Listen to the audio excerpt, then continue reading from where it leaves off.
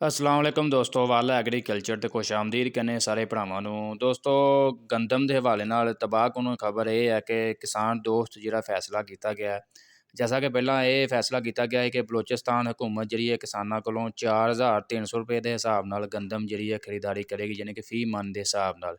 ਜਦਕਿ ਸਿੰਧ ਹਕੂਮਤ ਜਿਹੜੀ ਹੈ 4000 ਰੁਪਏ ਦੇ ਹਿਸਾਬ ਨਾਲ ਜਿਹੜਾ ਖਰੀਦਦਾਰੀ ਕਰੇਗੀ ਗੰਦਮ ਦੀ। ਤੇ ਫਿਲਹਾਲ ਜਿਹੜਾ ਦੁਬਾਰਾ ਜਿਹੜਾ ਵਫਾਕੀ ਹਕੂਮਤ ਨੇ ਕਿਹਾ ਜੀ, ਮਜ਼ੀਦ ਇਹਨਾਂ ਨੇ ਖੱਤ ਲਿਖਿਆ ਵਾ ਕਿ ਇਹ ਜਿਹੜਾ ਰੇਟ ਯਕਸਾ ਹੋਣਾ ਚਾਹੀਦਾ, ਮਜ਼ੀਦ ਜਿਹੜਾ ਕਮੀ ਕੀਤੀ ਜਾਏ ਰੇਟ ਦੇ ਵਿੱਚ। ਕਿਉਂਕਿ ਤੁਹਾਨੂੰ ਇਸ ਦਫਾ ਪਤਾ ਵਾ ਰੇਟ ਕਮ ਹੋਣ ਦਾ ਕੋਈ ਮੁਤਾਲਬਾ ਹੋ ਨਹੀਂ ਸਕਦਾ। ਜੋ ਅਗਰ ਇਹ ਦੱਸੋ ਵੀ ਪਿਛਲੀ ਦਫਾ ਨਾਲੋਂ ਇਸ ਦਫਾ ਯੂਰੀਆ ਦਾ ਕੀ ਰੇਟ ਹੈ, DAP ਦਾ ਕੀ ਰੇਟ ਹੈ, ਇਸ ਤੋਂ ਇਲਾਵਾ ਡੀਜ਼ਲ ਕਿਸ ਰੇਟ 'ਤੇ ਮਿਲਣ ਡਿਆ, ਬਿਜਲੀ ਕਿਸ ਰੇਟ 'ਤੇ ਮਿਲਣ ਡਈ ਹੈ। ਫਿਰ ਉਸ ਹਿਸਾਬ ਨਾਲ ਗੰਦਮ ਦਾ ਰੇਟ ਵਧਣਾ ਚਾਹੀਦਾ ਕਿ ਘਟਣਾ ਚਾਹੀਦਾ। ਅਸੀਂ ਇਹ ਨਹੀਂ ਆਂਦੇ ਕਿ ਬਿਲਕੁਲ ਜ਼ਿਮੀਂਦਾਰ ਦੇ ਹੱਕ 'ਤੇ ਮਤਲਬ ਬਹੁਤਾ ਹੀ ਰੇਟ ਕਰ ਦਿਓ, ਬਾਕੀ ਰੇਟ ਉਹ ਹੋਣਾ ਚਾਹੀਦਾ ਜਿਹਦੇ ਵਿੱਚ ਜ਼ਿਮੀਂਦਾਰ ਨੂੰ ਵੀ ਥੋੜ੍ਹਾ ਜਿਹੜਾ ਉਹਨੇ ਫਸਲ ਬੀਜੀ ਹੈ ਉਹਨੂੰ ਵਿੱਚ ਕੁਝ ਨਾ ਕੋਈ ਮੁਨਾਫਾ ਮਿਲਣਾ ਚਾਹੀਦਾ।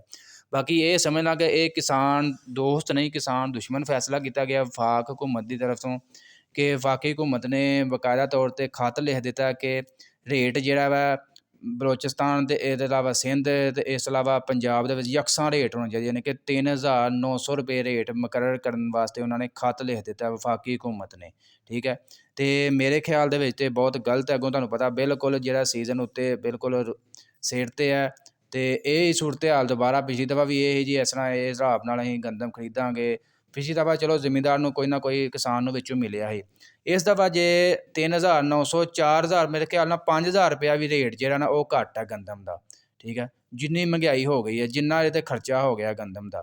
ਬਾਕੀ ਦੋਸਤੋ ਤੁਸਾਂ ਕਮੈਂਟ ਵਿੱਚ ਲਾਜ਼ਮੀ ਦੱਸਣਾ ਹੈ ਕਿ ਕੀ ਰੇਟ ਹੋਣਾ ਚਾਹੀਦਾ, ਤਾਂ ਕਿ ਮਜ਼ੀਦ ਜਿਹੜਾ ਵਾ ਅਸੀਂ ਤਾਂ ਇਹ ਕਹਾਂਗੇ ਕਿ ਕਿਸਾਨ ਦੁਸ਼ਮਣ ਫੈਸਲਾ ਹੈ, ਕਿਸਾਨ ਦੋਸਤ ਨਹੀਂ ਗਾ। ਇਨਸ਼ਾਅੱਲਾ ਗੰਦਮ ਦੇ ਹਵਾਲੇ ਨਾਲ ਤੁਹਾਨੂੰ ਅਪਡੇਟ ਵਗੈਰਾ ਦਿੰਦੇ ਰਹਾਂਗੇ। ਜਿਹੜੇ ਦੋ ਚੈਨਲ 'ਤੇ ਨਵੇਂ ਨੇ ਚੈਨਲ ਨੂੰ ਲਾਜ਼ਮੀ ਸਬਸਕ੍ਰਾਈਬ ਕਰ ਲਓ। ਇਨਸ਼ਾਅੱਲਾ ਮਿਲਾਂਗੇ ਨੈਕਸਟ ਵੀਡੀਓ 'ਚ।